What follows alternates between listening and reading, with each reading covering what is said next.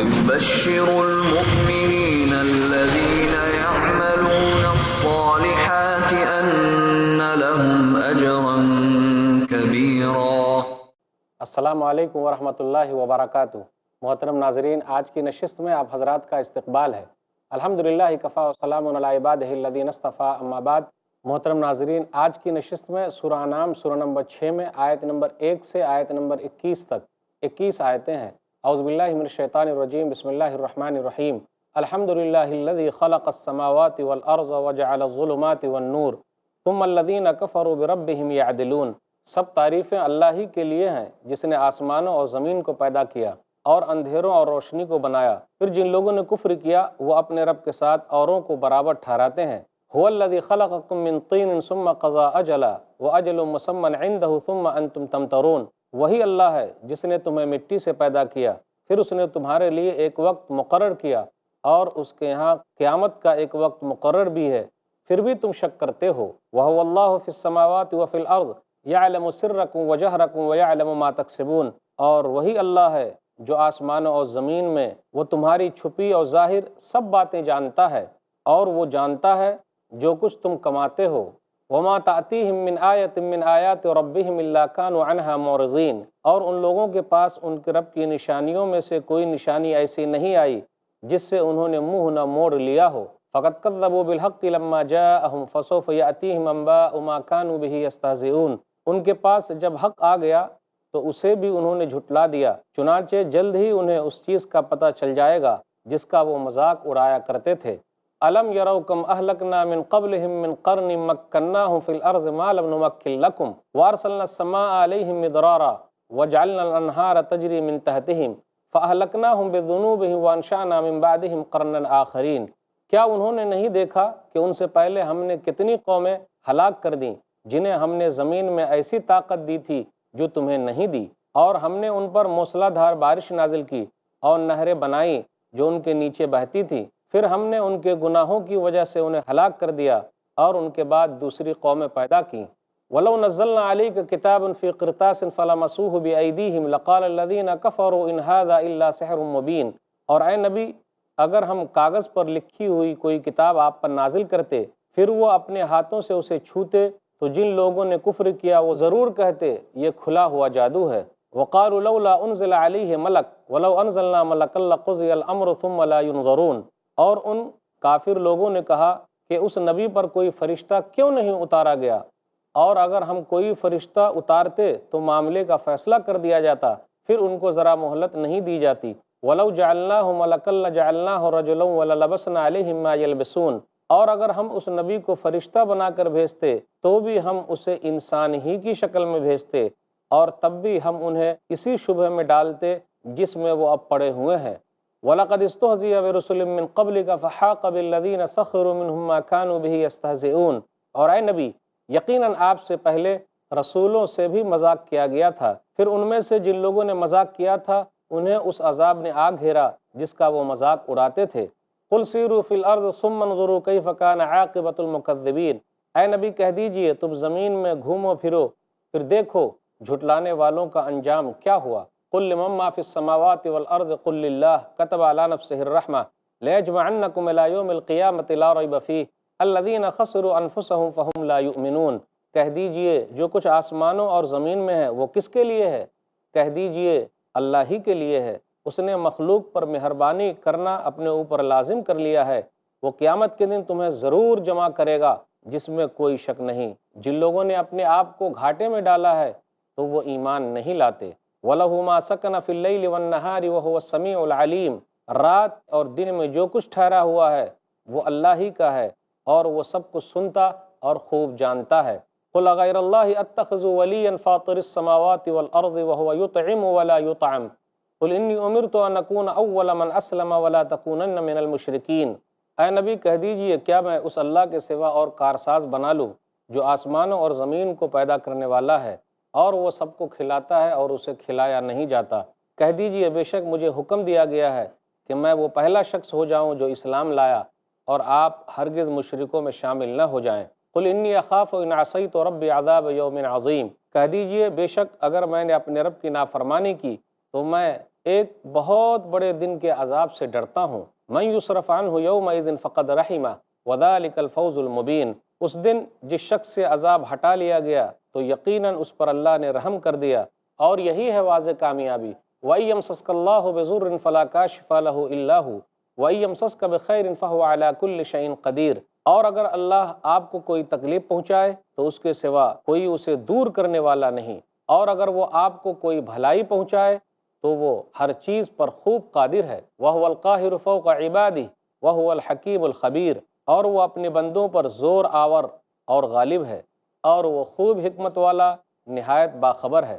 قُلْ أَيُّ شَيْءٍ أَكْبَرُ شَهَادَةً قُلِ اللَّهُ شَهِيدٌ بَيْنِي وَبَيْنَكُمْ وَأُوحِيَ إِلَيَّ هَذَا الْقُرْآنُ لِأُنذِرَكُمْ بِهِ وَمَنْ بَلَغَ أَإِنَّكُمْ لَتَشْهَدُونَ أَنَّ مَعَ اللَّهِ آلِهَةً أُخْرَى قُلْ لَا أَشْهَدُ قُلْ إِنَّمَا هُوَ إِلَٰهٌ وَاحِدٌ وَإِنَّنِي بَرِيءٌ مِّمَّا تُشْرِكُونَ۔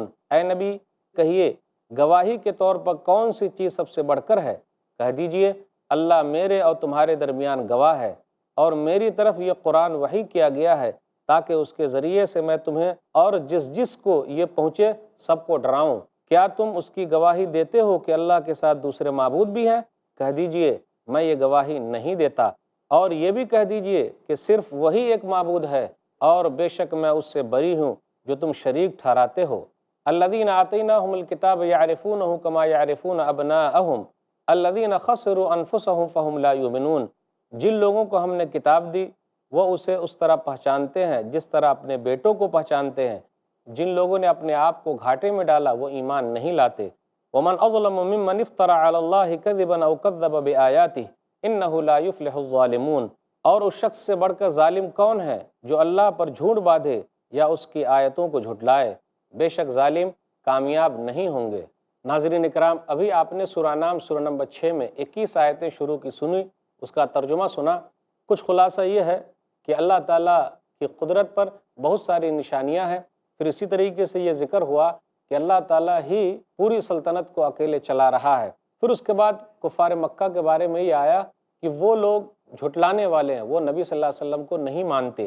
پھر اس کے بعد ان کا یہ کہنا تھا کہ اگر کوئی رسول آتا بھی تو فرشتے آنا چاہیے۔ یہ کیا کہ اللہ تعالیٰ نے بشر کو بھیج دیا، اس لیے نبی صلی اللہ علیہ وسلم کا انکار کرتے تھے۔ کوئی فرشتہ آنا چاہیے تھا تاکہ وہ رسول ہوتا، تو اللہ تعالیٰ نے یہ کہا کہ فرشتے بھی آتے تو فرشتے کو بھی اللہ تعالیٰ بشر بنا کر بھیجتا، آدمی بنا کر بھیجتا، تاکہ وہ لوگوں کو سمجھا سکے۔ یہ کیسے ہو سکتا ہے کہ کوئی فرشتہ آئے اور وہ انسان کو سمجھائے؟ ہو ہی نہیں سکتا۔ اس لیے فرشتے جب آتے تو وہ بھی انسان بن کر آتے تاکہ لوگ ان کی بات کو اچھی طرح سمجھ سکتے۔ پھر اس کے بعد یہ ذکر ہوا کہ اللہ تعالیٰ ہی خالق ہے، اللہ تعالیٰ ہی رازق ہے، تمام نعمتیں اللہ تعالیٰ ہی کی طرف سے ہے۔ اللہ تعالیٰ کھلاتا ہے، اللہ تعالیٰ پلاتا ہے، اللہ تعالیٰ لوگوں کے لیے تمام چیزوں کا انتظام کرنے والا ہے۔ پھر اسی طرح یہ ذکر ہے کہ نفع نقصان کا مالک اللہ ہے، پریشانی اللہ کی طرف سے، اللہ تعالیٰ ہی پریشانی کو دور کرنے والا ہے، اللہ تعالیٰ ہی ڈاکٹر کو صحیح دوا لکھنے کی توفیق دینے والا ہے، اللہ تعالیٰ ہی صحیح کرنے والا ہے۔ دنیا کے اندر کوئی نہیں جو ہماری تکلیف کو صحیح کر سکے، جو ہماری مصیبت کو دور کر سکے، تو اللہ تعالیٰ ہی تکلیف کو دور کرتا ہے، اور اگر اللہ تعالیٰ کسی کو تکلیف دینا چاہے تو کوئی دور نہیں کر سکتا، اور اللہ تعالیٰ کسی کی تکلیف کو ختم کر دے تو کوئی دوبارہ اس کو تکلیف نہیں دے سکتا، کوئی پریشان نہیں کر سکتا۔ تو اللہ تعالیٰ ہی کے ہاتھ میں تمام چیزیں ہیں۔ پھر اس کے بعد یہ ذکر ہوا کہ اہل کتاب نبی صلی اللہ علیہ وسلم کو پہچانتے ہیں، وہ لوگ سمجھتے ہیں جس طریقے سے وہ اپنے بیٹے کو پہچانتے ہیں، اپنے بیٹے کے بارے میں کوئی اختلاف نہیں، کوئی انکار نہیں کرتا، اسی طریقے سے نبی صلی اللہ علیہ وسلم کے سچا ہونے میں وہ لوگ اختلاف نہیں کرتے، وہ لوگ انکار نہیں کرتے، وہ لوگ سمجھتے ہیں، لیکن ہٹ دھرمی ہے، تکبر ہے، غرور ہے، گھمنڈ ہے، کفر ہے، جس کی وجہ سے وہ لوگ نبی صلی اللہ علیہ وسلم کا انکار کر رہے ہیں۔ اور سب سے اہم چیز تو یہ ہے کہ نبی صلی اللہ علیہ وسلم اسماعیل علیہ السلام کی اولاد میں سے کیوں ہے؟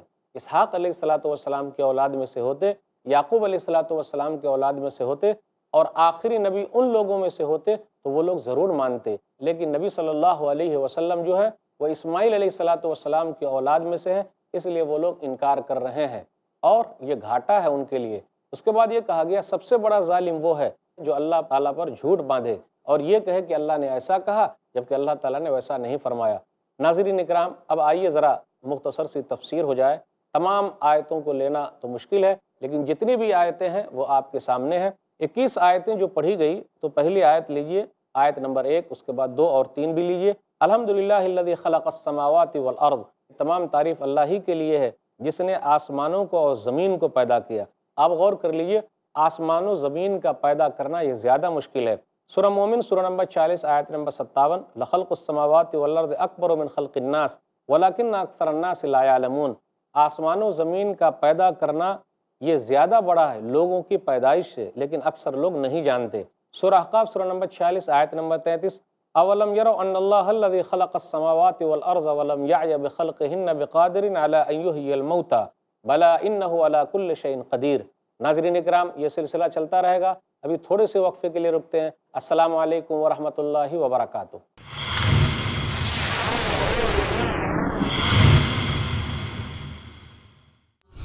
صفائی، اسلام اور مسلمان، شیخ عبد الواجد مدنی سے جانیے صفائی کا کیا ہے مقام اسلام میں، ہر پیر دوپہر 3 بجے اور رات 9 بجے، صرف آئی پلس ٹی وی پر، بہتر زندگی کے لیے۔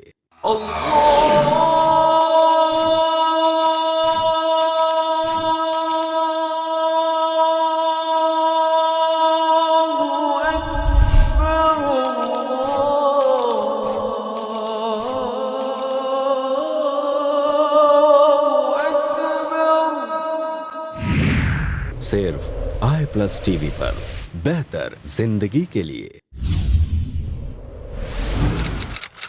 اپنے ڈی ٹی ایچ اور کیبل آپریٹر سے آج ہی سمپرک کریں۔ Free to year.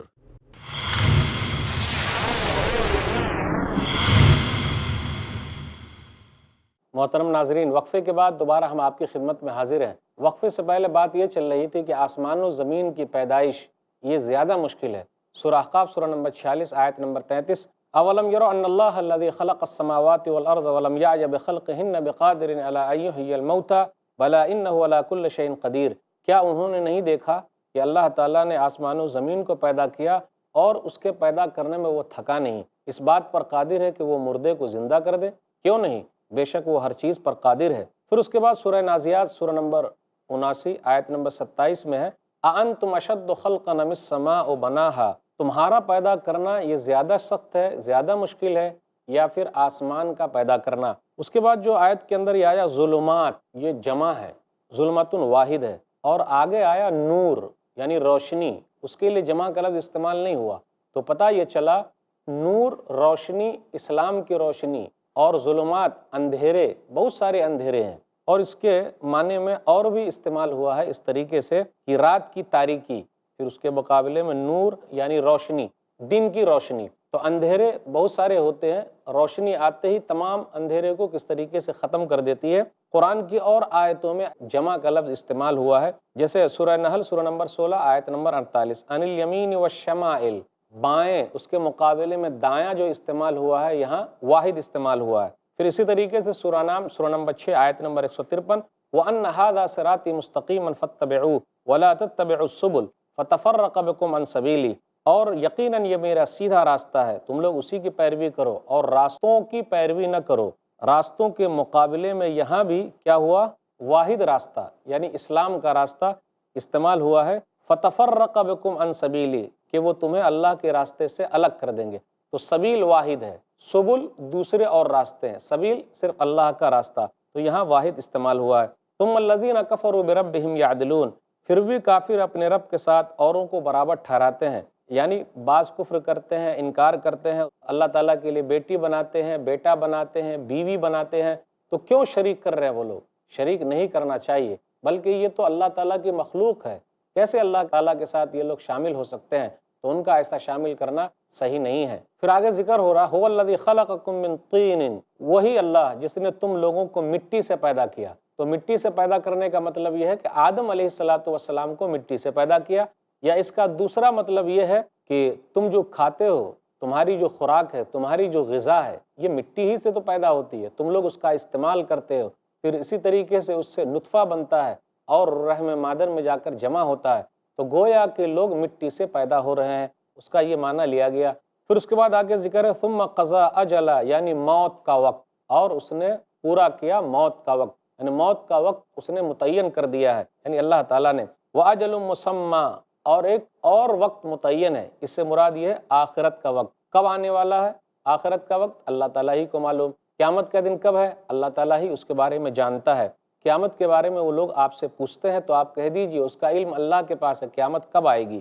سورہ اعراف سورہ نمبر 7 آیت نمبر 187، انما علمها عند ربی لا یجلیها لوقتها الا هو۔ وہ لوگ آپ سے پوچھتے ہیں قیامت کے بارے میں تو کہہ دیجئے میرے رب کے پاس اس کا علم ہے اور وہ اس کو اس کے وقت پر ہی ظاہر کرے گا۔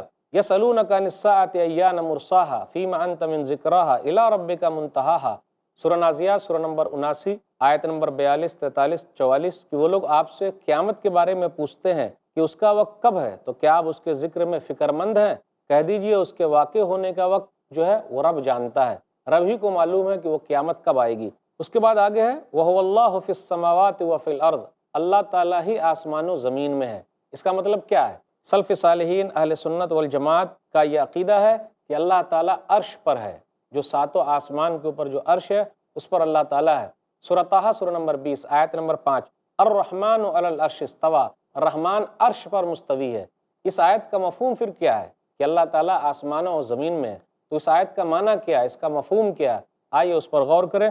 اس آیت کا مطلب یہ ہوا کہ وہ ذات جس کو آسمانوں و زمین میں اللہ ہی کہہ کر پکارا جاتا ہے، وہی ذات ہے جس کی تعریف آسمان و زمین میں ہے، وہی اللہ ہے جس کی حکمرانی آسمان و زمین میں چلتی ہے۔ تو اس کا معنی مفہوم یہ ہے۔ سورہ زخرف سورہ نمبر 43 آیت نمبر 84 میں بھی ایسا آیا وَهُوَ الَّذِي فِي السَّمَاءِ إِلَٰهٌ وَفِي الْأَرْضِ إِلَٰهٌ، وہی اللہ جو آسمان میں معبود ہے اور وہی زمین میں معبود ہے، یعنی آسمان و زمین کا پیدا کرنے والا اللہ ہے۔ آسمان و زمین میں اللہ ہی کی بادشاہت چلتی ہے، کسی اور کی نہیں چلتی، لیکن اللہ تعالیٰ عرش پر مستوی ہے۔ آگے آیت نمبر 4 سے 6 کے درمیان دیکھیے، اناد کی وجہ سے، تکبر کی وجہ سے، غرور کی وجہ سے، گھمنڈ کی وجہ سے مشرکین جو ہے قرآن کریم کا انکار کر رہے ہیں، قرآن کریم کو نہیں مانتے، تو اللہ تعالیٰ ان لوگوں کو ڈراتا ہے، ارے ذرا ان قوموں کی طرف تو دیکھو، مکناہم فی الارض ما لم نمکن لکم، کہ ہم نے ان لوگوں کو زمین میں ٹھہرایا تھا، تم کو ویسے ٹھہرنے کی جگہ ہم نے نہیں دی۔ وارسلنا السماء علیہم مدرارا، اور ہم نے ان پر موسلا دھار بارش نازل کی۔ وجعلنا الانہار تجری من تحتہم، اور ہم نے ان کے لیے نہریں جاری کر دی۔ فاہلکناہم بذنوبہم، اس کے بعد کیا ہوا؟ ہم نے ان لوگوں کو ان کے گناہوں کی وجہ سے پکڑ لیا۔ تو اللہ تعالیٰ گناہوں کی وجہ سے لوگوں کو پکڑتا ہے، جس طریقے سے پچھلی قوم کو اللہ تعالیٰ نے پکڑا ہے۔ لوگ کہتے ہیں نا جی برے دن چل رہے ہیں، بھائی پریشانی کیوں بڑھ گئی؟ ٹھنڈی کے موسم میں کبھی کبھی گرمی آ گئی، کیوں ایسا ہو رہا ہے؟ ہمارے گناہوں کی وجہ سے۔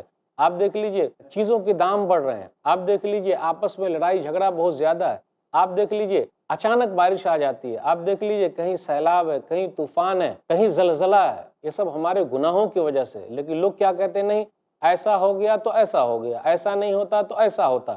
جی نہیں، ایسا نہیں، گناہوں کی وجہ سے اللہ پکڑتا ہے۔ اس لیے اللہ نے کہا فَأَهْلَكْنَاهُمْ بِذُنُوبِهِمْ، کہ ہم نے ان لوگوں کو گناہ کی وجہ سے پکڑ لیا۔ لوگ خوشحال ہیں، اچھے طریقے سے رہتے ہیں، لیکن اچھے طریقے سے رہنا، خوشحال رہنا اس بات کی دلیل نہیں ہے کہ اللہ تعالیٰ اس سے خوش ہے۔ اللہ تعالیٰ کسی کو دے کر آزما رہا ہے اور کسی کو نہ دے کر آزماتا ہے۔